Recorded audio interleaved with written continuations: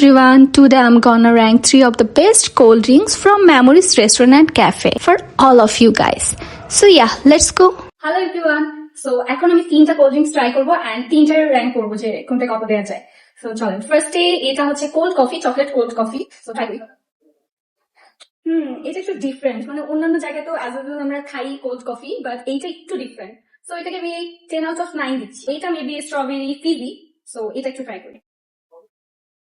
আচ্ছা, এটা এটা খুবই রিফ্রেশিং একটা, মানে এই গরমের সময় আমাদের খুব রিফ্রেশিং কিছু দরকার হয়। সো আই গেস এটা হচ্ছে ফার্স্ট চয়েস থাকতে পারে। এটাকে আমি 10 আউট অফ 10 দিব। এটা খুবই মজা, রিফ্রেশিং।